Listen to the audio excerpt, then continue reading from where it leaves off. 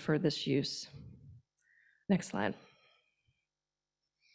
WMATA has identified the Lord and Taylor site, the former Lord and Taylor site, which is now vacant, as the best location for the future garage, and the board authorized the acquisition of the site last year.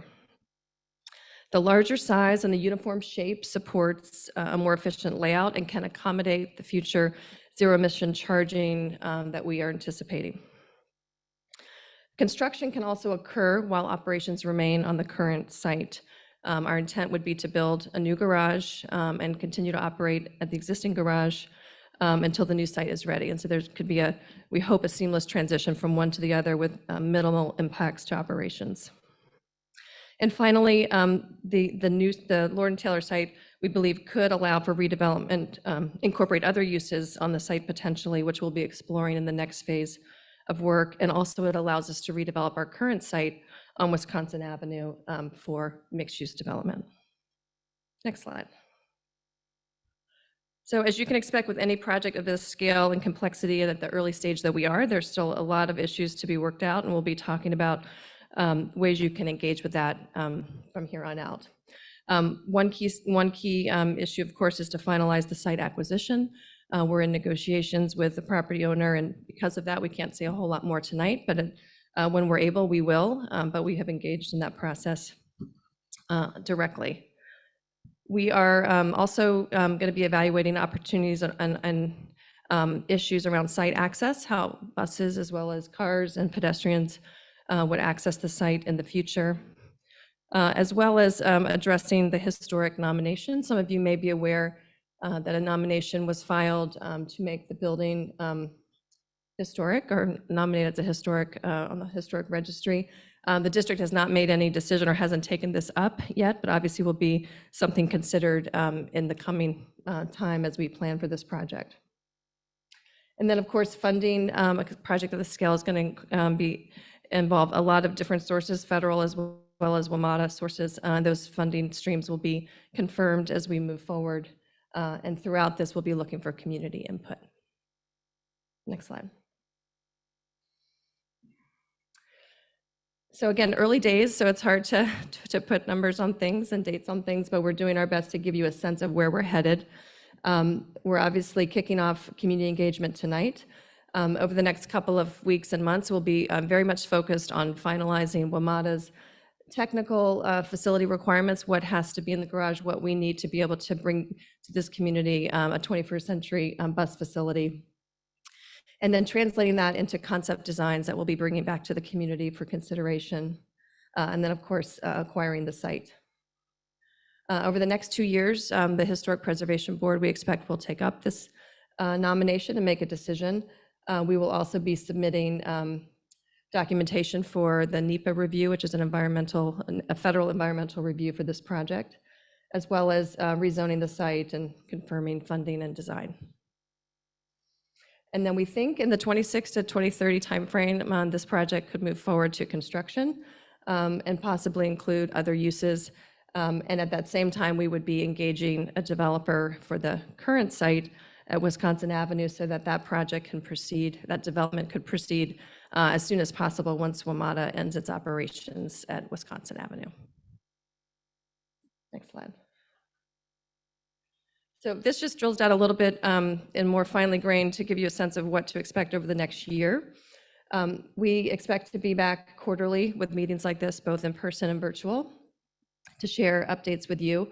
The next meeting, we will be bringing concept designs that think about, how our bus garage could fit on the site and what are the opportunities and challenges, and to get feedback with the hope that we're going to finalize the preferred concept this summer. And then in the fall and the winter, the historic review and NEPA reviews would be happening, and all the work we do this year will be leading up to that. Throughout all of this, the DC Office of Planning, which is here tonight, Erkin's here, thank you. A lot of work is happening around us. The Wisconsin Avenue Development Framework is underway, and we're coordinating closely with them and them with us, as well as with other district government agencies, as well as Montgomery County, because the site is obviously on the border, and so we're coordinating across jurisdictions. Next slide. I think that's it, and Saba, you're going to come back and talk about how people can stay connected.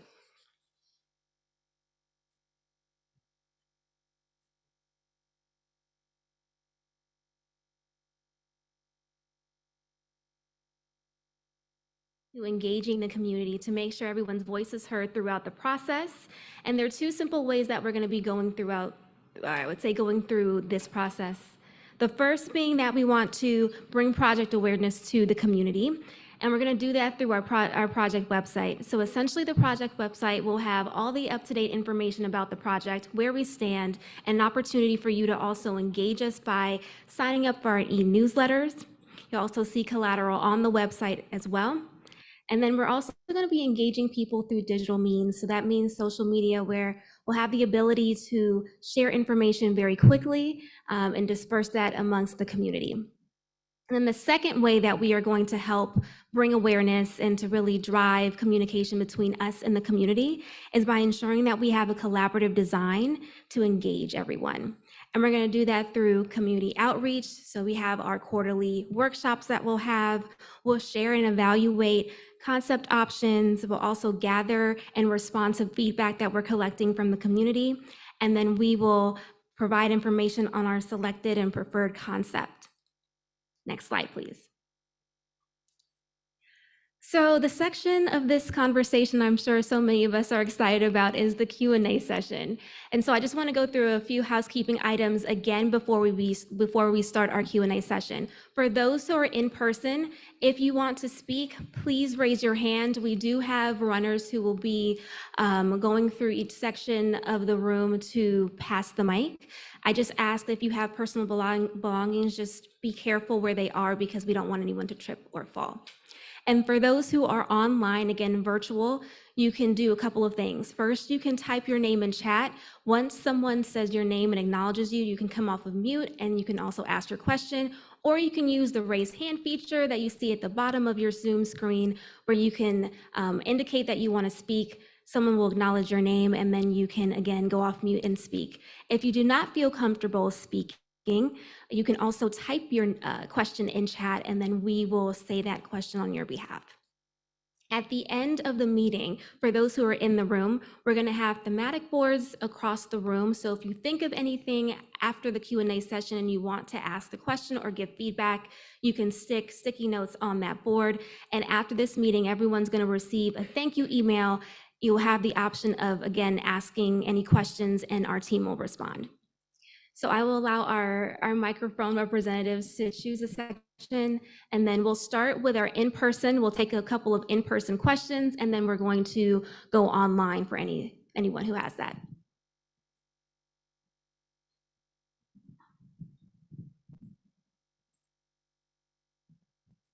Liz, I'd like to just ask a quick question. If you could go back to the slide with where you traced the shape on the Lord and Taylor property, because it looks like you are not including the parking to the right of the building if you're in front of Lord and Taylor's.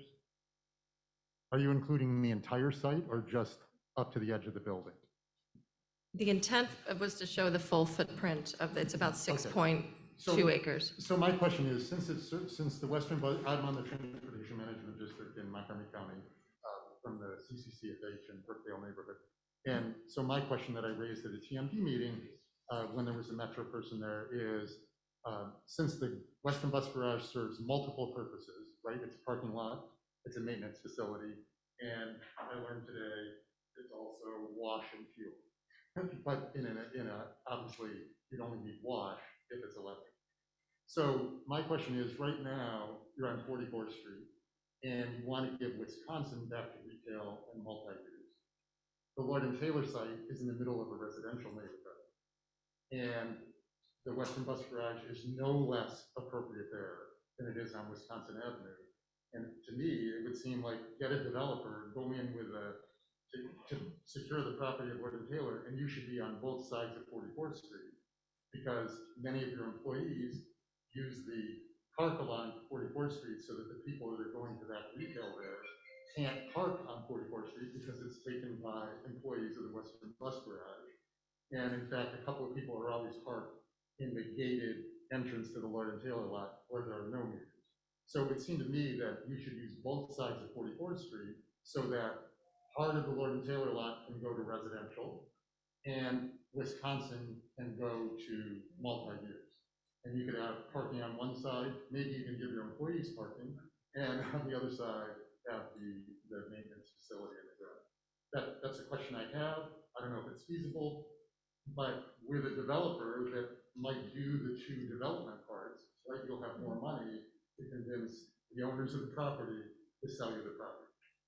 That's my question. Yeah, or thank you for comment. the comment. It's definitely the kind of comment we'll be thinking about in the next phase, which is concept design, which will be driven first and foremost by what Ray's team tells us they need for their buses in the future and how best to service them, and then what else we can do around that. So I think we're headed into that phase, and when we come back, we'll have more thoughts about how that might work. Okay, great. Thank you. Thank you. You have a question right behind you, Sharon.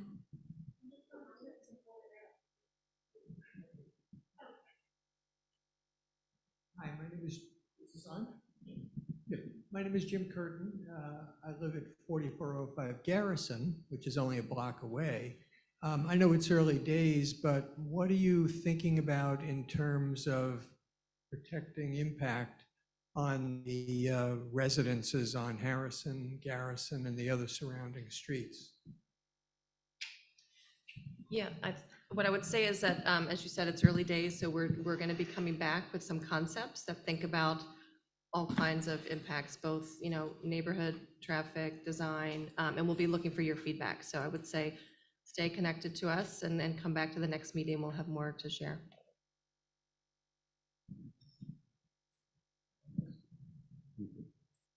I'd like to step back a minute. You said that it's not feasible to use the existing space. Could you elaborate on why it's not feasible? So with the electric buses, there's a lot of infrastructure that's going to be required. Transformers. What a design that we've been looking at is pantograph style chargers, pantograph style chargers, which will come from the top down. It requires a gantry system. So there's a big structure that has to be built above the facility. And because of the spacing right now, it does not allow for maintaining the service level that needs to come out of Western, as well as getting the zero emission infrastructure in. Let me ask the question in a different way. Your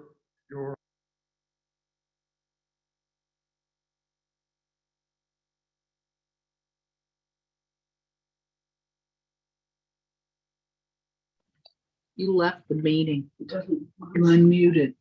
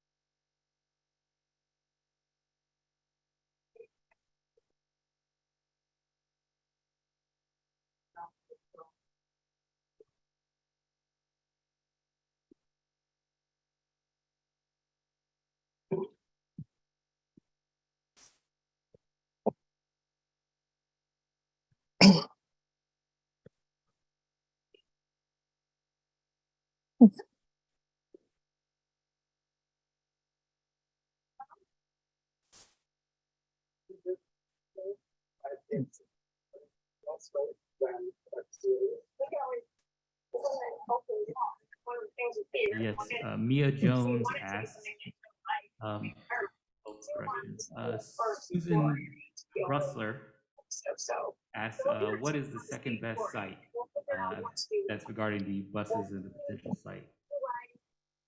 I'm gonna get up my puzzle, okay? Yes. Are you all good? I got the dishwasher going. Answer for that. Trying to We have made the multitask, you know? decision that the best site is Lord and Taylor, and I don't have a second. I wouldn't want to qualify all the other runners up. Thank you. Another question? Dominic Ralchik asks, they would like to avoid an entrance and egress onto Western, which impacts houses. Can they come in and out on Jennifer and on 43rd as they do now? Again, that's important and helpful feedback. We'll be looking at access issues as we move into concept design. So again, I think we'll have more to consider on this in the next meeting. Thank you. I saw some hands raised.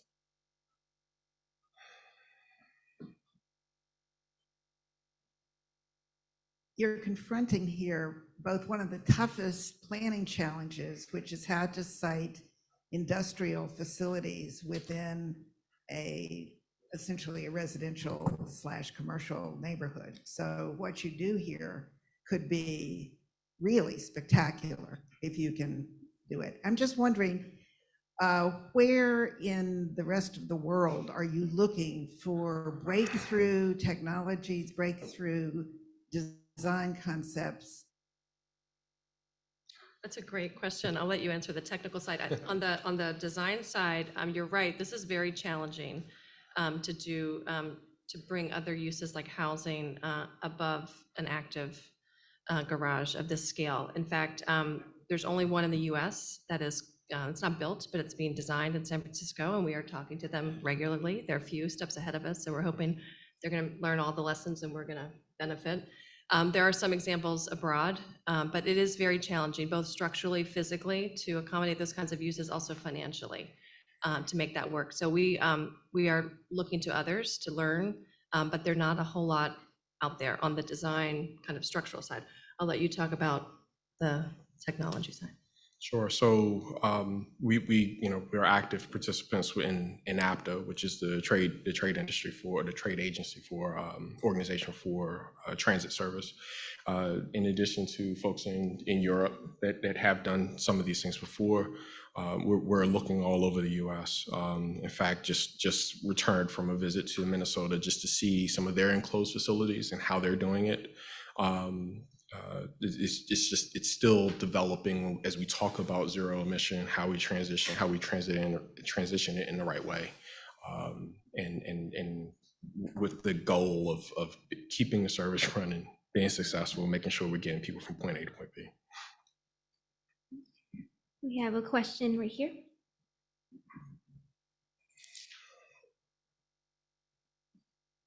Hi, I live about a block from Coastal.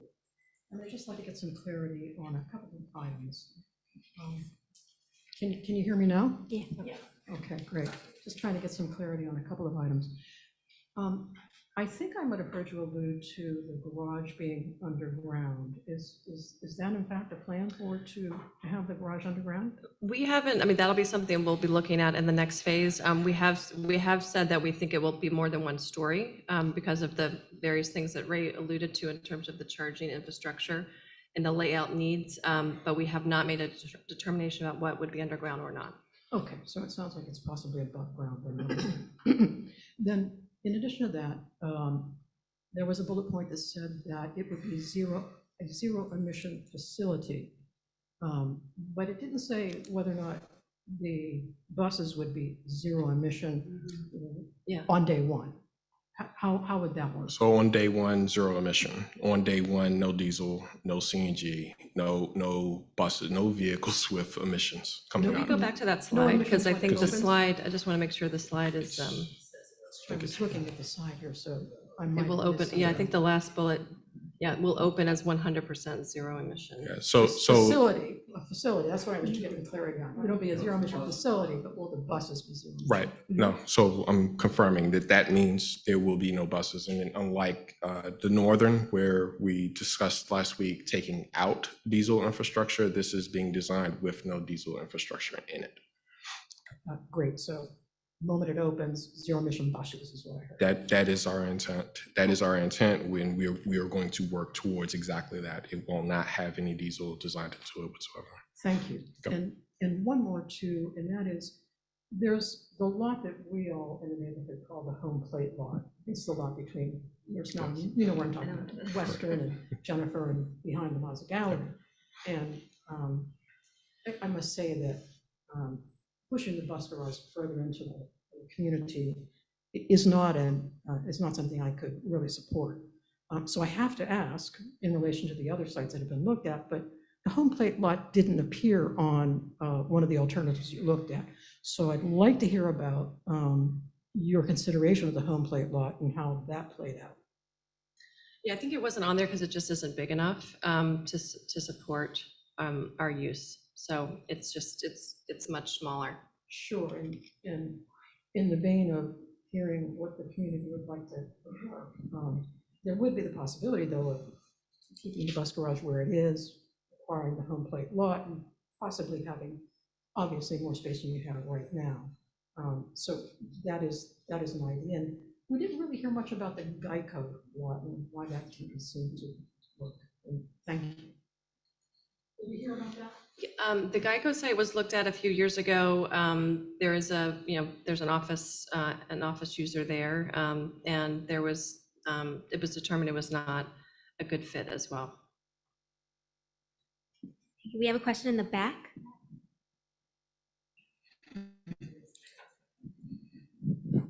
Yes, thank you. Geico, the Geico lot is not used. Largely, it's probably 90% empty all the time.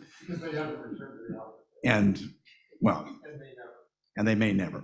So that's one, I think that's worth looking at. But also, I was at a meeting a couple days ago in which somebody mentioned that buses actually don't go up Wisconsin into Maryland. It's basically DC, and the recommendation was, why doesn't Metro run its buses into Maryland? And if you do that, it makes sense to me, number one. Number two, if you do that, does that mean you may need more space than you're budgeting for this site? So, yeah, so I'm going to pivot to Al Himes with our planning department. They can share a little bit more information about how the planned routes are actually run. Yeah, so, I'm Al Himes. I'm the Director of Bus Service Planning and Scheduling for Metro. So great question on the buses going into Maryland. We're going to be back out in the public in the spring about our bus network redesign project, and that's some of the things that we're talking about in that project. So would love to see you at those meetings when we have those meetings on the bus network redesign, because we're very excited about that project. As far as the need for additional buses, This particular location here, we're looking at the same, about the same number of buses at the current facility here. We're as part of the bus network redesign, we're not looking to increase the volume of buses here at this site. Thank you. We have a question in the back.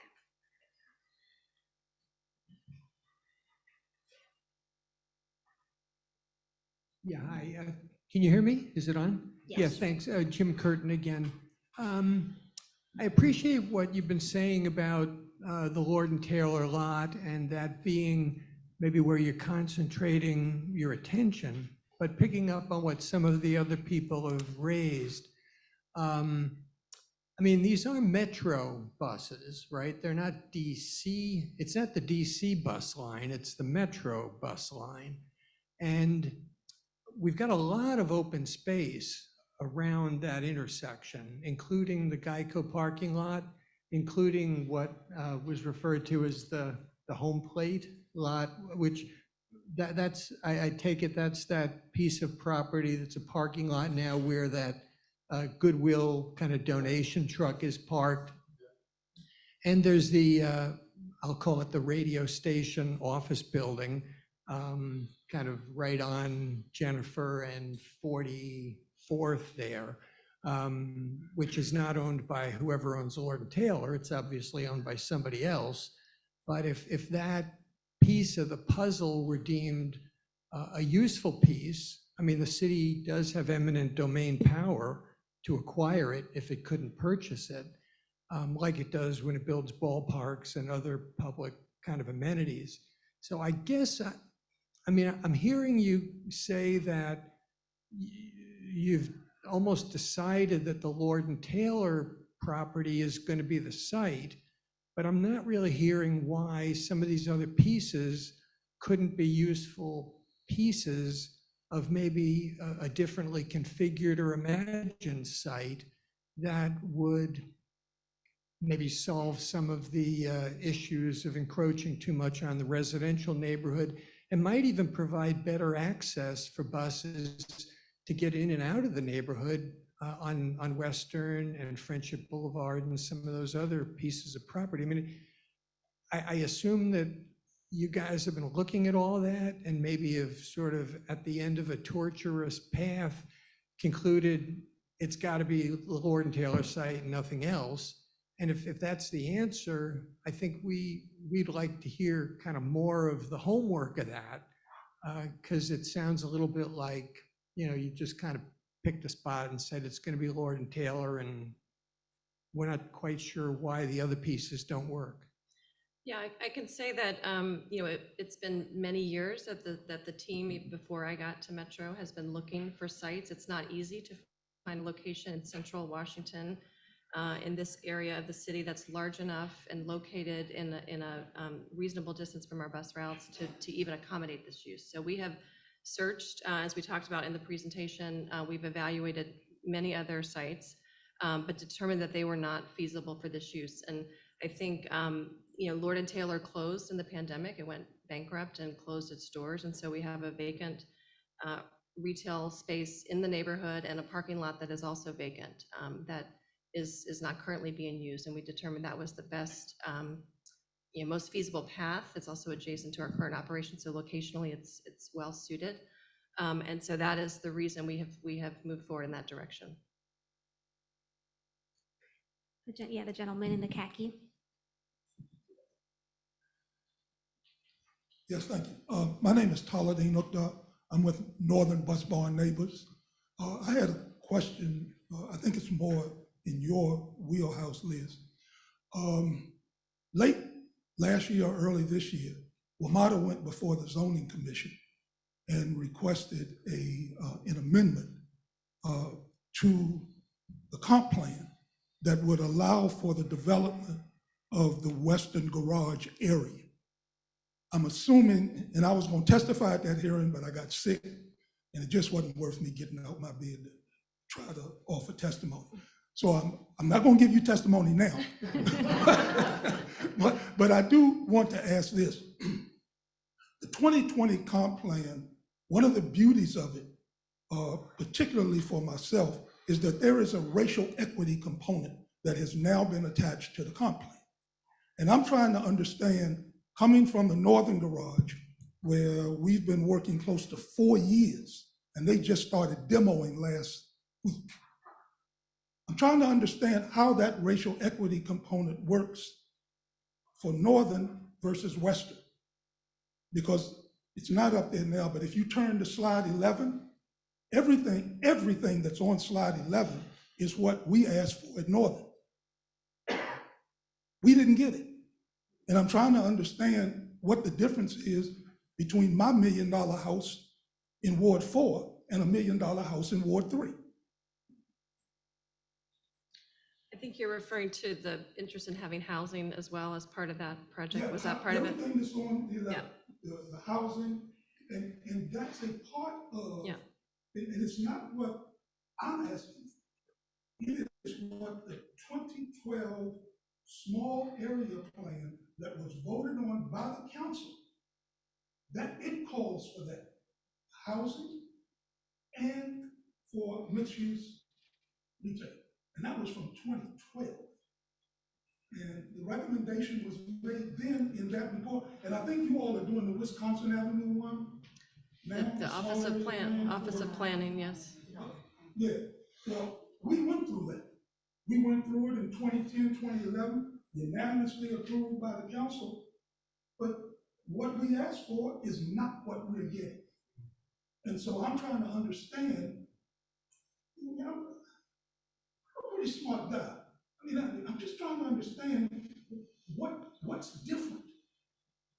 I mean, you know, so. Two things. One, I would just say that we're at the early stages here too. And so we're exploring if we can accommodate housing and other uses. And there's a lot of deliberation in front of us, as I mentioned earlier, in terms of structurally, what can we accommodate? What are the financial implications for additional development above and around it? So we are exploring it. We haven't confirmed that we can do it, but that is our goal, is to figure out if it's possible and bring that back to this community. This predates me, the northern discussions that you're talking about, but I have, my team has talked to me about this in the past. I think we did pursue development interest in that site, but for various reasons, they determined it wasn't feasible, whether it was the zoning issues or the timing risk because the project was delayed, or there were other things that dissuaded the developers from moving forward. Diesel buses. Diesel buses probably didn't help. Diesel buses, and that particular project, WMATA wanted a relocation of Northern. So the developer would have to have Bring a found site, yeah. a suitable place Yeah. close by, Right. and then they were willing to sell the property and develop it. So that's a really good point, because that's another complexity of that site, because we had to move all the operations in order to do the work on site because it was historic and it had to come back to that location. Here, we have a little bit more flexibility because we're identifying a site separate from our current one that we can plan for and think about, and not trying to do it all on the same site at the same time. So there are some, very different, both in terms of time and condition and market. But I know we did look at that, but it was determined by the development community that it was not going to be feasible. Fortunately for you, it was before you got there. Lots of things were before I got here. I just got here. Thank you. We have a few questions online, so I will pass it to David. Okay, Peter Beer Speaker says the current garage supports 117 buses. How many buses would they propose new garage service initially and ultimately? So again, it's one of those things that's not fully vetted out yet, because there are many things as we talk about the different zero emission technologies that are available, whether it's electric or others. The industry doesn't fully understand what all of the requirements, spacing, so on and so forth, related to safety is going to be required for the facility. So the desire is to have about 120, right in the same range, no more. But we haven't quite finalized what it's going to actually be, because there's a lot of complexities. And another online question? Gnome asks, you mentioned rezoning. Can you please outline the zoning issues? Yeah, I can talk to that. There will be a zoning text amendment and map amendment needed to bring this site as well as other sites in the neighborhood in alignment with the new comp plan that was passed by council last year or the year before. Losing track. As well as a text amendment which would allow the bus garage to occupy any portion of the site so that we can think more flexibly about how to accommodate the garage and also potentially other uses. Following up on that, is there a structure in place for you to coordinate with the work the Office of Planning is doing? Because they are coming up with some very interesting ideas for both that involve both the old and the new sites here. Yeah, we are coordinating very closely with Erkins and OP as part of the framework study, and they with us. So we are already working closely with them, and we'll continue to do so. Well, that's two entities. How does the community then fit into that process? Well, I think the DC Office of Planning has their own community engagement plan and meetings for the framework plan. I know there was one in December. I don't know if there's others coming up that we should be promoting. And then we're going to have our own so that you can dive in a little deeper to our facilities and our plans. But those will be going on simultaneously, and we're coordinating amongst the agencies directly ourselves. Do we have another online question? Yes. So David Frankel asks, is the NEPA review just for the Lord and Taylor site or also for the existing Wisconsin Avenue site? I'm looking at Stephen. Okay, just the Lord, I'm not the NEPA expert, just the Lord and Taylor site. And then Jonathan Bender asks, why was the Geico site rejected? Again, it was evaluated, but it wasn't so much that it was rejected, but Lord and Taylor was deemed to be a better location and a better fit for our needs. So it. How long ago was this actual site evaluated?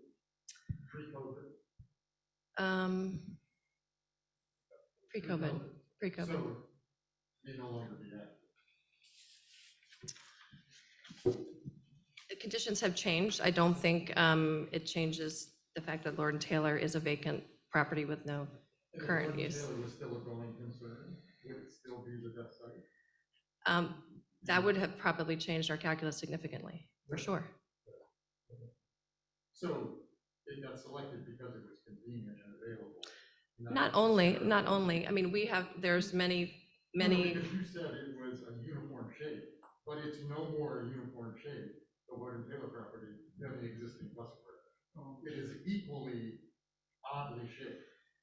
It may have a larger rectangular footprint available, but it is not a uniform shape, like the current site is also not a uniform shape.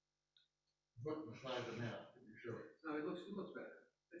It's more uniform. I'll say it's more uniform. It's not uniform. There's probably no right angles in Washington, but yes, it is.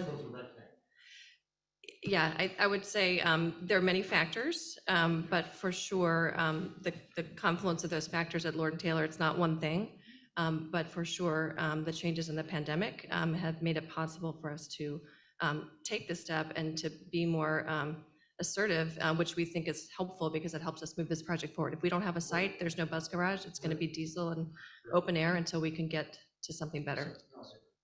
We have some more in-person questions. Thank you. I had a question, I have two questions. The first being, I had a question about, or to highlight the difference between a zero emission bus facility that would be a zero emission facility that has a part of it being zero emission buses, or a facility that just houses zero emission buses.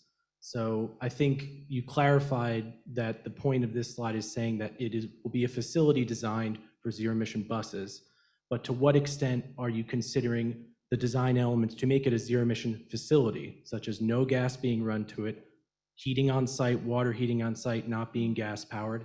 And then again, in the trend in DC in the legislative landscape is that there is not only going to be goals creeping up very quickly for emissions reductions, but also net zero energy codes. So what type of solar design is going into this, storage, any type of making this a modern energy efficient facility that is a zero emission facility. And I'll probably have more to say about that in the coming meetings. And I understand it's premature from a design phase, but wanted to flag that now because we learned last week that Northern Bus Barn is going to have zero emission buses, but still going to have low pressure gas lines for the boiler and for the water heating. Yes.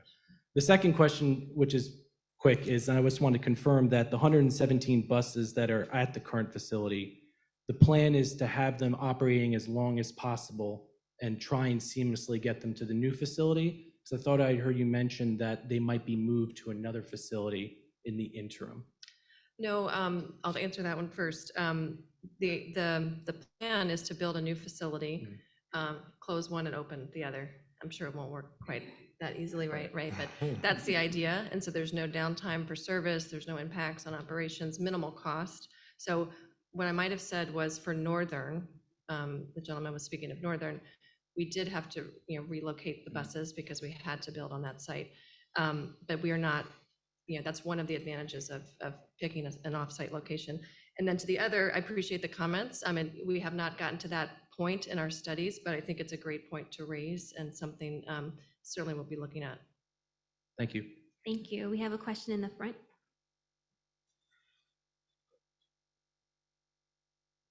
You mentioned that the buses would recharge through a pantograph. Can you assure us that it will not require the kind of continuous stanchions and wires that the streetcar system along Benning Road has required? The latest technologies for streetcars do permit recharging at the stops. How did these buses recharge, or is the battery technology now such that you can make your full round trip and not have to recharge? So making a full round trip depends on many factors, and the technology continues to evolve rapidly. There's an electric bus that's there at Western now that is from 2016 and does not make it very far. Buses of today are very different. For charging, a bus is very different than what you see on H Street with the streetcars. And so the idea of catenary lines, the power lines that run up and down the street, that's not what's considered for electric buses. They're meant to be able to operate independently for a period of time with no connection to infrastructure. Now, with that said, though, again, the zero emission technology is evolving at a very, very rapid rate. And so, yes, we talk about electric buses today, but there could be other technologies in the future that we just don't, the industry has not moved far enough yet. There are others out there, but again, I don't want to go and pinpoint just one. What you have heard from us and you hear from many other transit agencies is much talk about battery electric. So again, to your concern, no catenary lines. It won't be like streetcar. There could be charging infrastructure on street, but that's a separate discussion. We have not really gotten far enough along with that either yet. But yeah, right now we're talking about at the facility and at the facility only, and not something that would be out in the community or eyesore to the community. Thank you. We have a question in the back.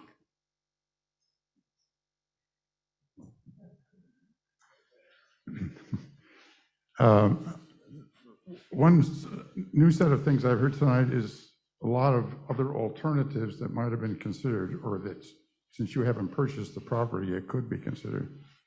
I get the sense that you have been looking for things to achieve your objectives without very much considering alternative objectives that the community might have. Housing is one of those. And it seems to me that it would be very useful to know how all those other interests can be accommodated or may lead you to another alternative. There's been a lot of talk about Geico and other things. That actually could solve a lot of problems you back up into existing housing with your plan. If you were across Western Avenue, you wouldn't do that. And that would, the space that you want to buy could be opened up to a lot more housing for the community, which I think is a community priority. How can we as a community get those alternatives on the table so that there's a rational discussion about what's the best use of this land given the competing priorities? Well, I would say we've put on our list of priorities just to explore how we can bring other uses to this project, if at all possible. So we are interested to hear from you tonight, as well as, you know, throughout this process, as to what the community would like to see as part of this project. And we're going to be investigating how and if we can accommodate other uses. So I don't think that we're not aligned in that interest and exploration. Thank you. We have another question.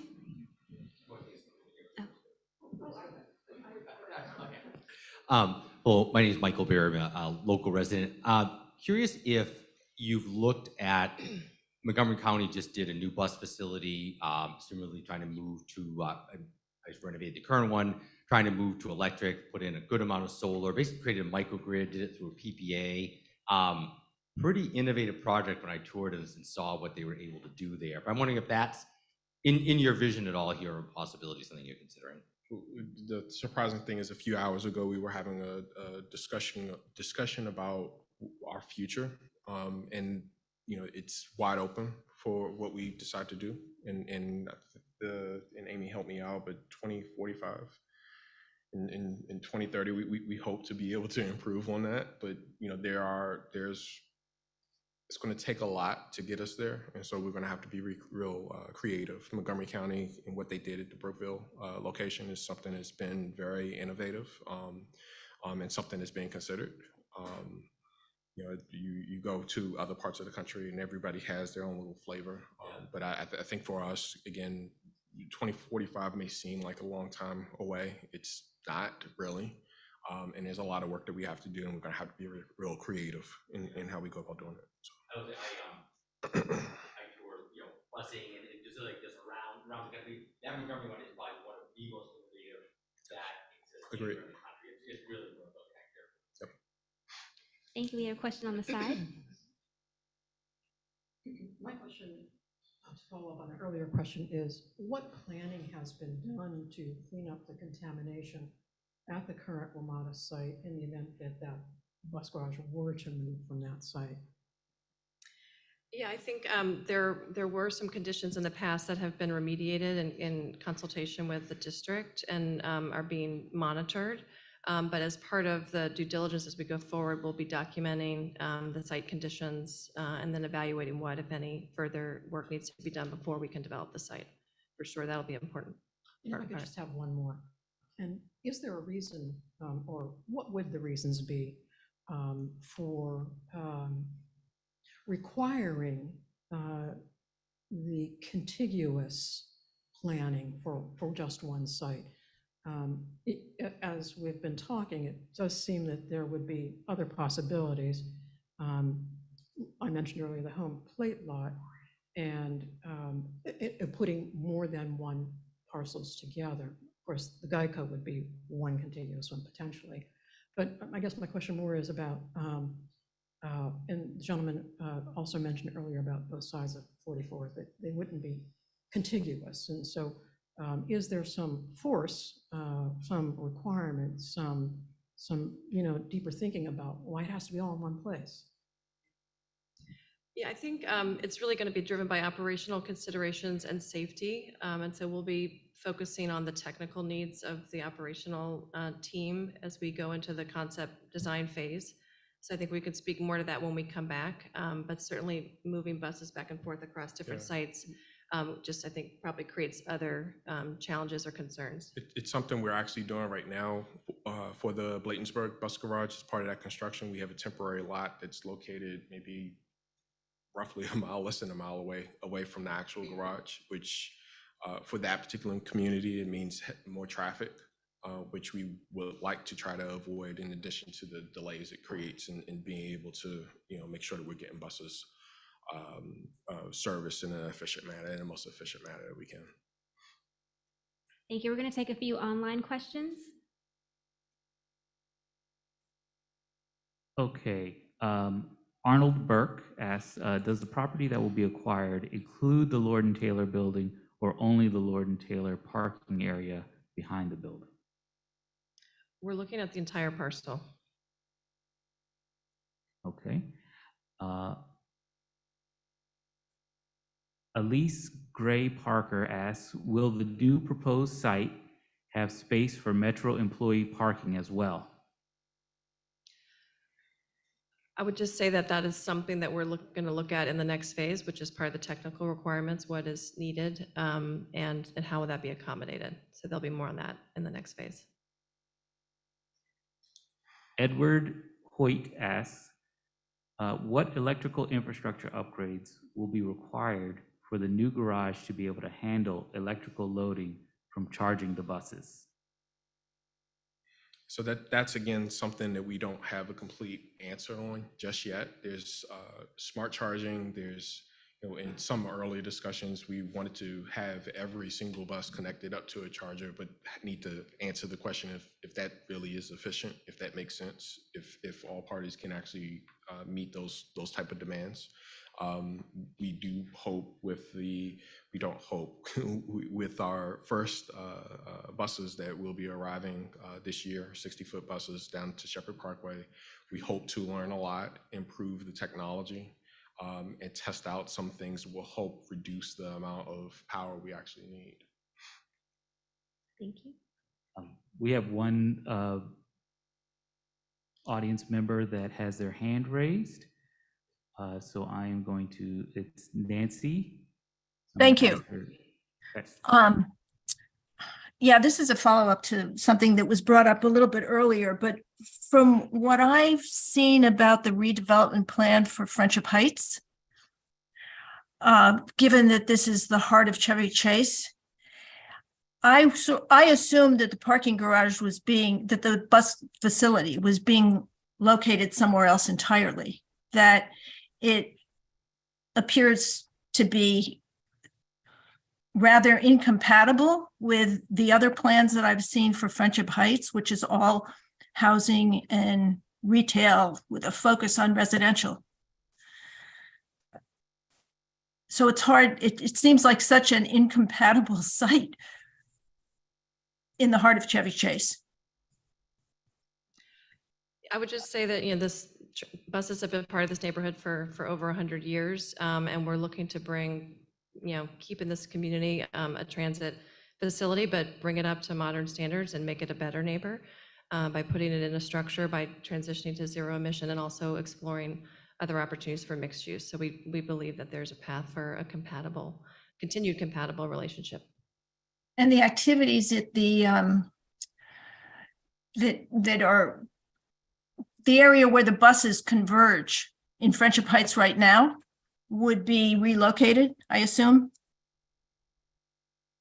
Are you speaking of the bus loop? Yeah. At 2 Wisconsin Circle? That decision has not been made. We understand, that facility is also challenged from a space and operational perspective. So we are looking at that and we'll be bringing more information about that forward, but there's been no determination whether that would be part of this facility or continue to be separate. Thank you, Nancy. Any other questions online? Yes, Alexandra Giano asks, how many years will it take for the buses to all be moved to a new site? How many years until the community might see some benefits regarding the use of the old building? And will it be a brownfield once WMATA vacates? A brownfield once WMATA vacates? Yes, we mentioned in the presentation, our intent is to offer the current site for redevelopment once we've ceased operations. It's very early days, but we did show a slide here that said, we think it's feasible, it's possible that we could be constructing the new garage in the 26 to 2030 timeframe. which would make the current site available for redevelopment after that period, once we've opened the new garage. Thank you. Any questions in person? Yes. You just mentioned offering the site for redevelopment, and so my question was, if, if you build a new garage, is it the intent that WMATA would develop the old site, or that you would sell it to a developer to develop the old site? Yeah, great question. WMATA does not typically develop or construct things that are not transit related. So we typically sell or lease land to private developers who would then bring other uses to the site. So we coordinate that very closely to the extent that there's existing or continuing transit uses, whether it's the station entrance or other facilities, but that would be led by the private sector.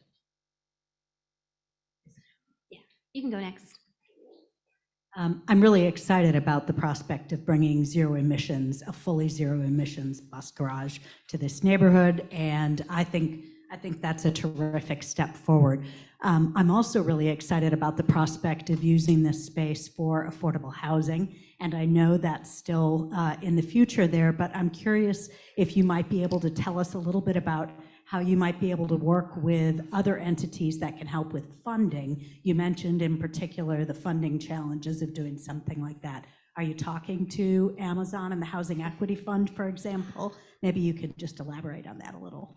Sure. I'll just maybe back up for a little for some folks. So WMATA operates in DC, Maryland, and Virginia. As you know, each jurisdiction has their own affordable housing requirements. And so our policy is to abide by whatever the local requirements are. So any of our projects, wherever they sit, they will meet whatever the jurisdiction requires in terms of affordable housing. So for this location, inclusionary zoning would be the standard.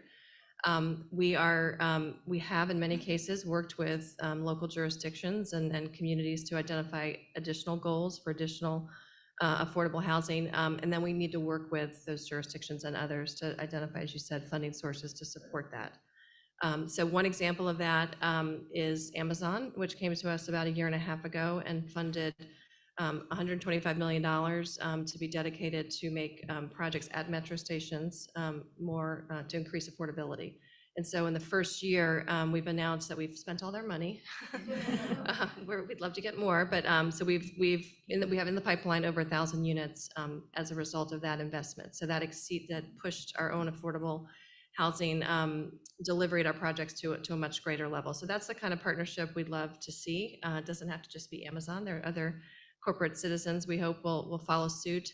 And of course, we're talking to the district, and will be, the district has a very sophisticated affordable housing toolkit and a real commitment to expanding housing affordability in the city. So we'll certainly be working with them to talk about what their goals are and how we can work together. Thank you. Another question.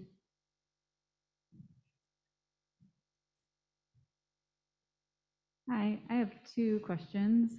One, have you thought about what you would do if for some reason this property does get designated as historic? And two, if the zero emission buses are going to plan to be here starting in 2030, wouldn't the procurement process for those have to start already? And if so, has it started? Do I handle procurement? Sure. So no problem. So the procurements have already started. In fact, we have, again, I mentioned that we have 2 60-foot electric buses that are coming. Of course, that's designated for right now for Shepherd Parkway. We hope to be able to announce the award of 10 40-foot electric buses very soon, with options for additional buses. And I'm very happy to say that we have a 5-year sustained procurement, and that's where, for me, it becomes real, because we've talked about test and evaluation in the past. But with that particular one is our sustained procurement. It has electric buses spec'd out in that as well. It hasn't quite hit the street yet, but we hope to get that out there fairly soon. And on historic, I'll just say in the next phase, when we're presenting initial concepts, we'll look at different ideas about how the historic treatment of that facade or building could impact our design. So we'll have more to share on that soon. I think you just clarified, it's just the facade, right? I don't want to break news, no. I mean, there's been no decision made on what, if any, portion of the site would be designated historic. That's still to be determined. So I'm just saying, we'll look at different ways we could address the historic questions and its impact on design as well as operations. Question in the front. Yeah, I can project. In the initial drawings you'll show us, concept plan, will there be housing either wrapping it or on top of the building? We're not there yet, but we are gonna, in the next phase, before we come back to you, we will have done more work and we'll be able to show you what we think is possible or feasible or the implications of Right, different but you choices. build a lot of things underground, like tunnels. And the other question is there a possibility, and this may be a real estate or development question, of connecting the air rights over the new facility to the development on Wisconsin Avenue as an adjunct? The PUDs can be on either side of a street. So it could be something that's, let's say, unburdened from you, but made part of a very juicy site on Wisconsin Avenue, just as a thought. Yeah, I mean, it's certainly something we could look at, but not that we've done so far.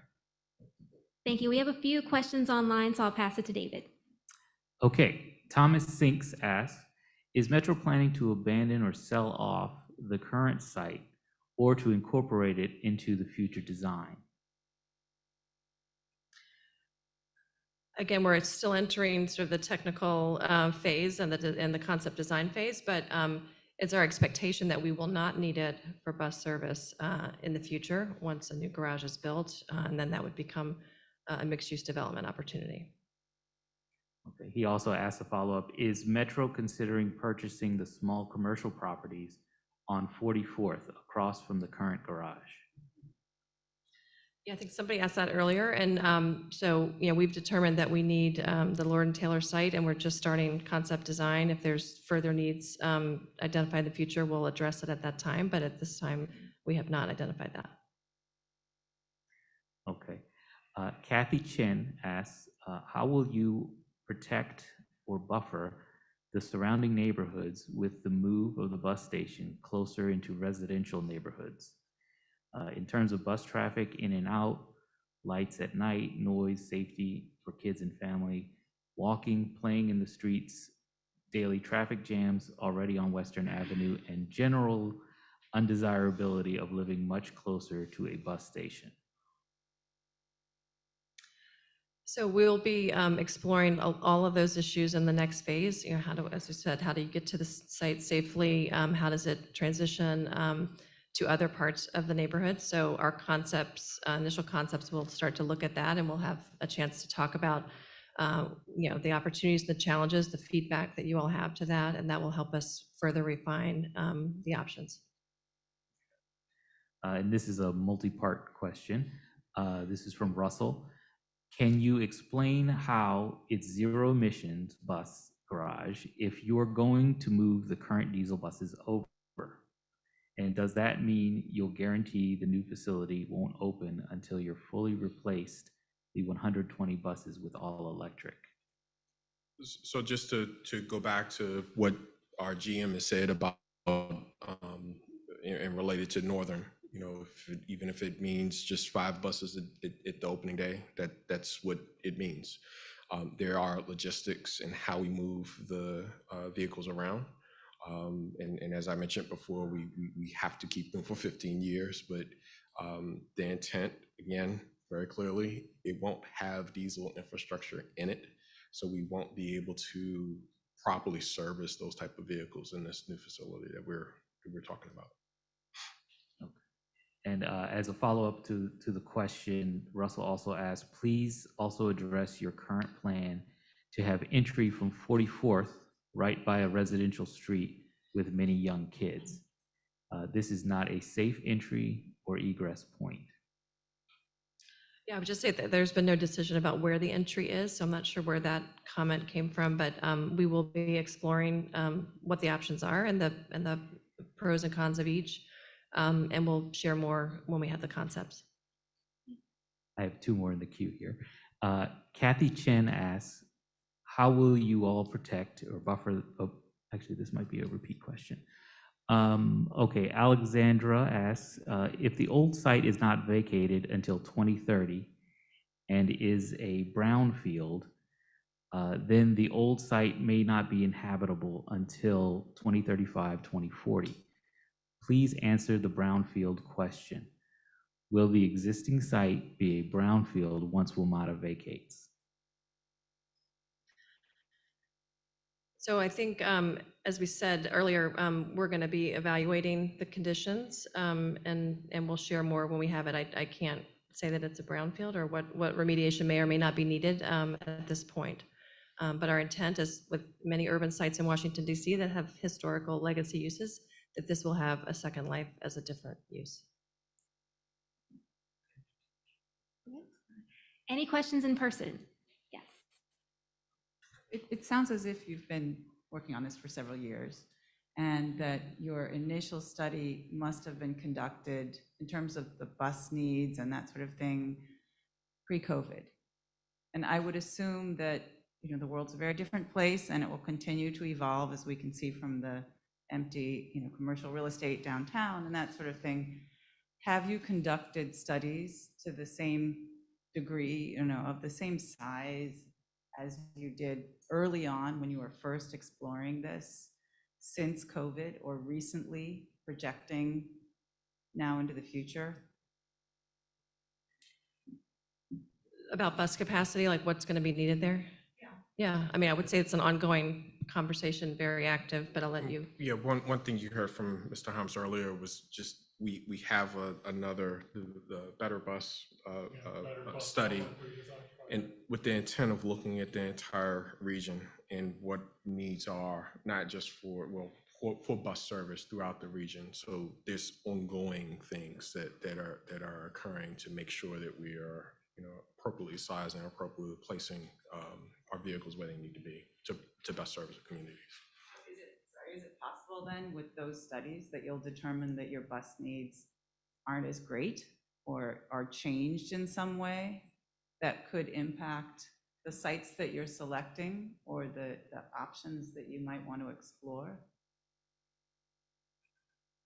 So again, I don't want to be too forward thinking, but you know, when you think about the routes that are run from Western today, schools, the particular lines that are run out of there, they are heavy hauling, in demand routes.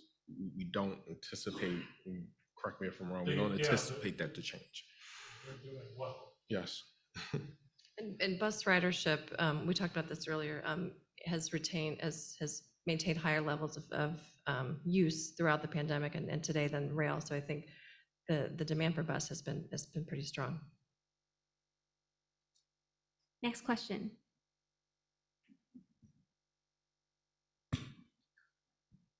Hi, I'm Roger. I live in the neighborhood, a few blocks away. I want to counter the undesirability comment that was online.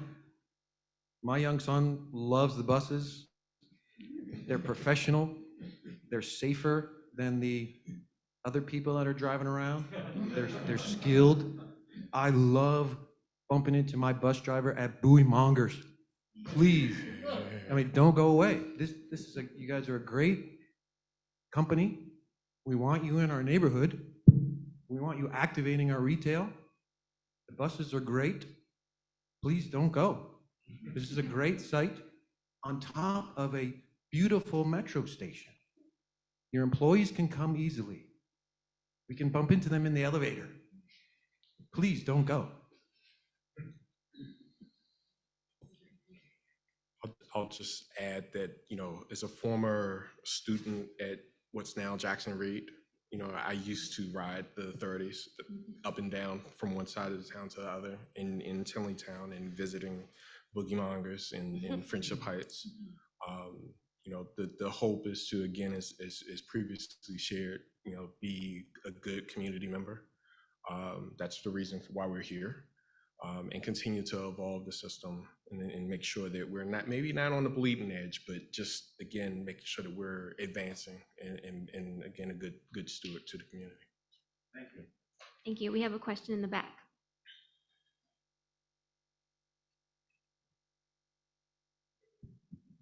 Hi, Jim Curtin again.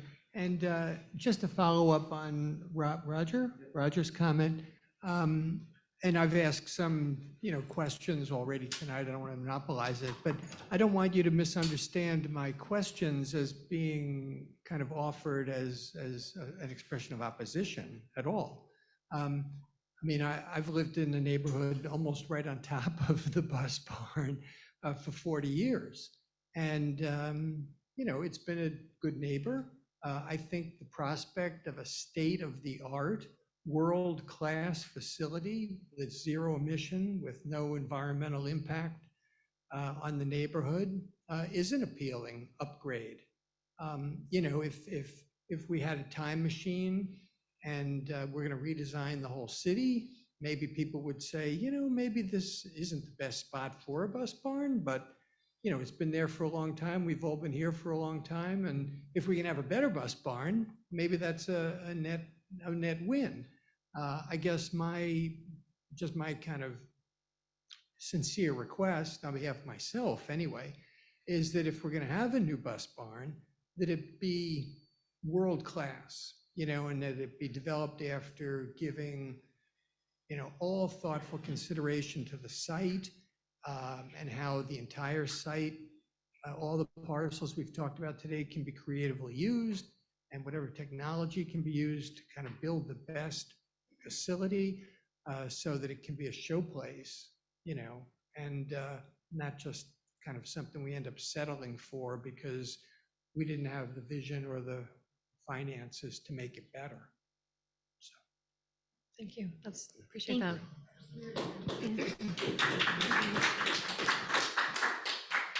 And we had one question on the side.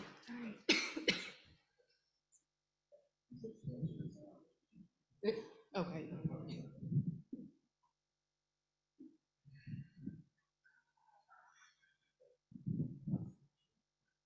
Hi, good afternoon. My understanding is that the owners of the Lauren Taylor lot also own the empty parking lot across the street. Is that part of the negotiation? Are you acquiring that lot as well? No, that's the home plate lot that Yeah. someone referred to earlier. No, we are not. That is not part of our So acquisition. that could potentially be developed ahead of anything that you guys do? Yeah. Thank you. We have a few online questions. Okay, Thomas Sinks asks, if the current bus pickup site on Wisconsin is shifted to this new site, wouldn't it make sense to redevelop the current garage into a new pickup site because of its proximity to the rail? So we are looking at the operations and the future needs of the bus loop, and we'll be considering all of that as in the months ahead. Okay. Aaron Mohibi asks, where can we find out when and where the next community meeting will be held? Well, we are going to have these quarterly. This is our kickoff meeting, and we're going to stay engaged.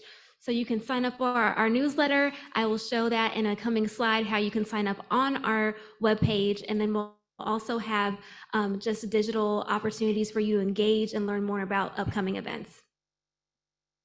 Thank you. Okay. Should we put that slide up on the screen? Just so Yeah. okay. Thank you. Thank you for having a meeting where people can speak, so we can hear from each other. You're welcome. I have one more question, I think. Okay, Friendship Heights does not have a community center or a place for adults and kids to engage in a makerspace. Because a makerspace would need specialized equipment and an industrial type space, is it something that might be considered in the development of this garage phase? This is from Sid Edelman. Yeah, I mean, this is what we want to hear from you all now and at the next meeting, sort of what are the needs and desires from the community and how this project, could consider incorporating those. We have not looked at any specific uses, but this is the kind of information we'd like to hear from you. Perfect. Do we have any more online? Okay, I think we have one question. We have a community center, it's underneath Bloomingdale's, it's just it's on the Maryland side, not on the DC That's right. side. And it's a quite large facility that we use for neighborhood meetings regularly, and it has a gym and a workout facility. So that would be, I just wanted to correct the record. Thanks for the clarification. Thank you. I think we have one last question on the side. Yes, John Goodman, and my question is, people have danced around the Geico site a lot, and is that site even a potentially available one? If Geico has no intention of selling it, then that's one, is that the reason it's a non-starter, or in fact, is it potentially available? It is, from my understanding, it's not available. They're not interested in selling, and that is one of the reasons. I could add to that too. From our neighborhood in Brookdale, we're right there next to Geico. They have a development plan that was extended. I think it has finally expired, but it was developed and negotiated with the neighborhoods around there, and we were gonna get a baseball field.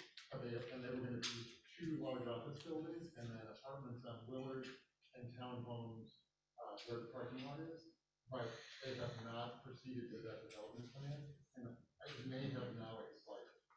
But that was on the boards by them for at least 15 years. One last question, yes. Since he was kind enough to correct the record about the community center, I'll also correct the record about the Geico study, which would have its own impact on residential. Maybe yours. Yes. I mean, there's residential housing, single family and multifamily, kind of all around all of these sites. So wherever it goes, all of that just needs to be corrected. Well, thank you everyone for joining on behalf of Metro. We are so excited to be hosting our first of many kickoffs, first of many meetings that we'll be able to engage and you can ask questions and we can respond. So as we talk about next steps, I just want to draw your attention really quickly. We do have a quarterly e-newsletter. You'll get a link to that in the thank you email after this meeting. So feel free to sign up there. We'll also develop concepts and themes. I know a lot of people had questions about designs and we'll bring that in future meetings. You can also sign up for updates if you go to our website for this specific project, WMATA.com/Western Bus Garage. Again, WMATA.com/Western Bus Garage. You can find more information there.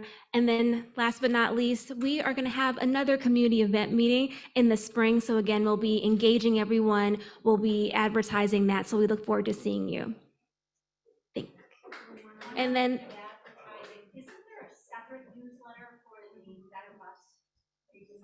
Yes, yes, there is. And what is that?